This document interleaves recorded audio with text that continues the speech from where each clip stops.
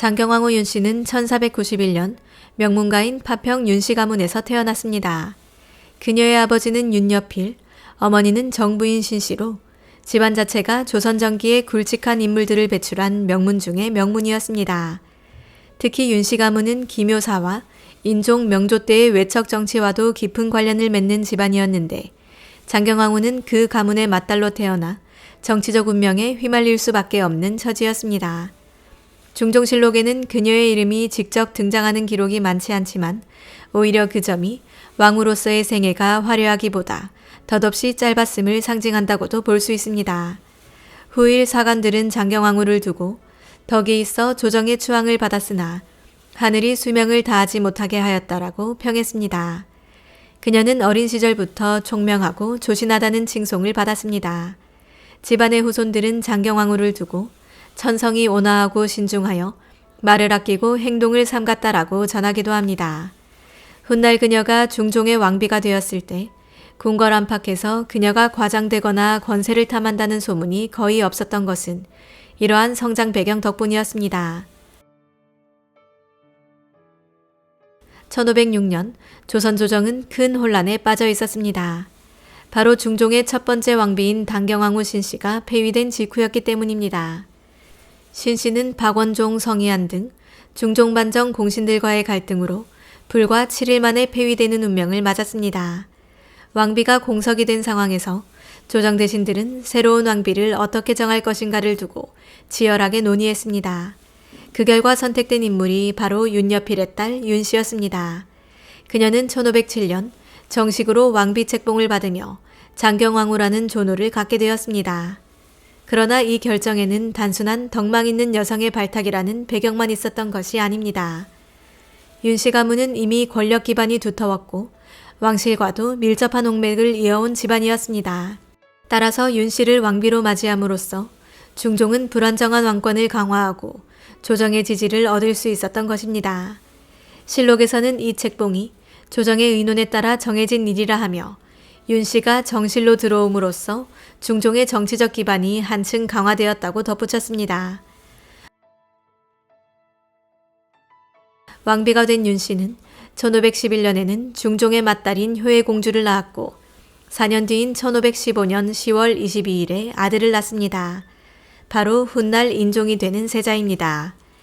이 소식은 당시 중종에게 더없는 경사였고 조정 대신들 또한 왕실의 대가 끊기지 않았음을 축하했습니다. 중종실록 10년 10월조에는 세자 탄생의 기쁨이 상세히 기록되어 있으며 임금이 크게 기뻐하여 대신들과 경화하였다라는 구절이 등장합니다. 그러나 그 기쁨은 오래가지 못했습니다. 산후조리를 하던 장경왕후는 출산 직후부터 병세가 악화되었습니다. 기록에 따르면 그녀는 기력이 회복하지 못한 채 점점 쇠약해져 갔으며 결국 1515년 11월 7일 겨우 25세의 나이로 세상을 떠났습니다. 불과 세자 출산 열흘 만의 일이었습니다. 중종실록 10년 11월 7일조는 당시의 비극적인 상황을 다음과 같이 전합니다. 왕후가 병이 위중하여 여러 의원들이 치료했으나 차도가 없고 이날 새벽에 흉하였다.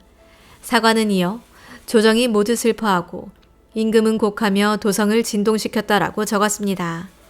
실제로 중종은 왕후의 죽음을 깊이 한탄하며 오랫동안 상복을 벗지 않았다고 합니다.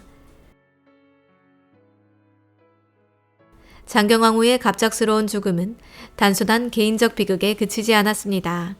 그녀가 남긴 어린 세자, 즉 훗날 인종이 정치의 한가운데로 떠오르며 권력의 중대 변화를 예고했기 때문입니다. 왕비의 자리를 잃은 채 어린 세자를 홀로 남겨두고 세상을 떠난 장경왕후는 아이러니하게도 사후에 더 큰 정치적 의미를 갖게 되었습니다. 바로 세자를 지키기 위해 친정인 윤씨 가문이 정치 전면에 나서게 된 것입니다.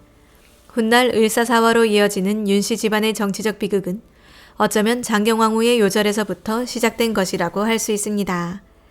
중종실록 10년 11월 10일자 기사에는 왕후의 장례를 논의하는 대신들의 모습이 담겨 있습니다. 조정 대신들은 국장을 준비하면서 아직 어린 세자를 어떻게 보호할 것인가를 함께 고민했습니다. 사관은 왕후의 죽음은 단지 한 가정의 불행이 아니라 조정 전체가 감당해야 할 정치적 중대사였다라고 기록했습니다. 장경왕후가 세상을 떠난 1515년, 세자는 갓 태어난 아기였습니다. 중종실록에 따르면 왕후의 죽음 직후 중종은 세자가 어려 어미의 품을 잃었으니 어찌 불쌍하지 않으랴라며 깊은 슬픔을 토로했다고 합니다. 당시 조정 대신들은 왕세자의 장래를 걱정하며 안정된 보육과 교육이 국가의 존망과도 직결된다고 논의했습니다. 그러나 궁궐은 언제나 권력의 소용돌이가 있는 공간이었습니다.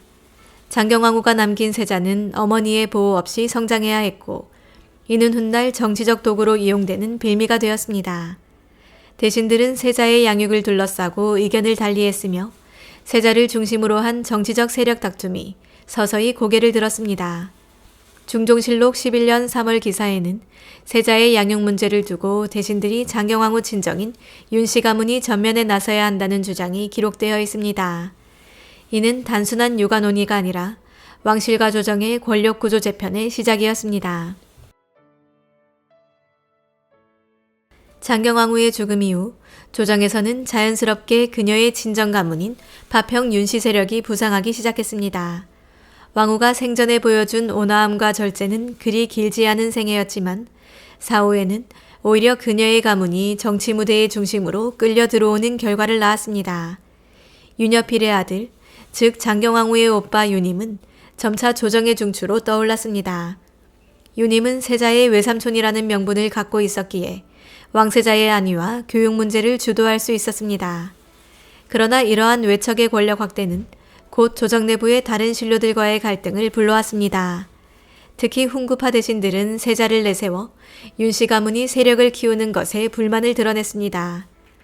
중종실록 20년 기사에는 윤임이 점차 권력을 장악해가는 과정이 언급됩니다.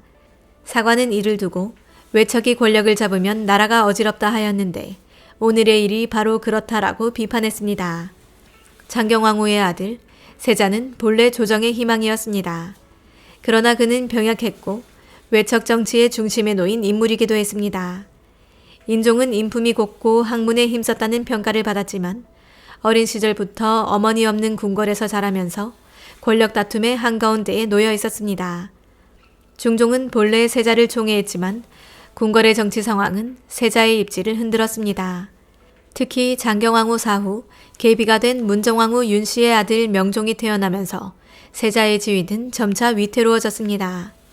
중종실록 39년 기사에는 세자가 병약해 조정이 불안해했다는 기록이 있습니다. 대신들은 세자가 아프다는 소문이 돌 때마다 왕실의 후계 구도를 걱정하며 인종이 오래 버티지 못할지도 모른다는 불안감을 드러냈습니다. 이는 훗날 명종이 즉위하게 되는 배경의 한 축이기도 했습니다. 장경왕후는 생전에는 정치적으로 큰 목소리를 내지 않았습니다. 그러나 그녀가 남긴 세자와 그 친정 가문은 이후 수십 년간 조선 정치의 주인공이 되었습니다. 1537년 중종실록 기사에는 장경왕후가 세상을 떠난 지 20여 년이 지난 뒤 조정에서 그녀를 추모하며 국조의 예에 따라 재앙을 거행한 사실이 기록되어 있습니다. 대신들은 장경왕후가 덕을 지녔으나 일찍 세상을 떠나 한이 크다라고 논의했고 사관은 왕후의 단명은 나라의 불행이었다라고 기록했습니다. 그녀는 비록 단명했지만 이후 후손과 외척 가문의 정치적 궤적 속에서 계속해서 소환되는 존재였습니다. 특히 인종 즉위 시에는 세자의 어머니로서 재조명되었고 훗날 문정왕후와 대비되는 인물로 회자되기도 했습니다. 장경왕후는 단명하여 정치적 색채를 거의 드러내지 못했지만 후대에 그녀의 이름이 자주 언급된 것은 바로 문정왕후와의 대비 때문입니다. 문정왕후는 장경왕후가 세상을 떠난 뒤 중종의 계비로 들어와 아들 명종을 낳았고 명종 즉위 후에는 대비로서 섭정을 하며 권력을 쥐었습니다. 명종실록은 문정왕후를 두고 모후가 정사를 듣는 것이 옳지 않다라는 대신들의 반발과 왕실을 지킨 여인이라는 긍정적 평가가 엇갈리게 전합니다. 이에 비해 장경왕후는 정치적으로 직접 나선 기록이 거의 없습니다. 오히려 그녀는 권력에 발을 들이지 않은 왕비라는 이미지로 전승됩니다. 역사가들은 종종 두 사람을 비교하면서 한쪽은 권력의 정점에 섰으나 논란을 남겼고 다른 한쪽은 정치적 흔적 없이 요절했지만 청렴한 이미지를 얻었다고 말합니다. 이는 역사가 대조를 통해 인물을 기억하는 방식의 한 사례라 할 수 있습니다. 장경왕후는 문정왕후의 강렬한 정치적 행보와 비교될수록 오히려 더 순수한 왕비, 슬픈 요절의 상징으로 자리매김하게 된 것입니다.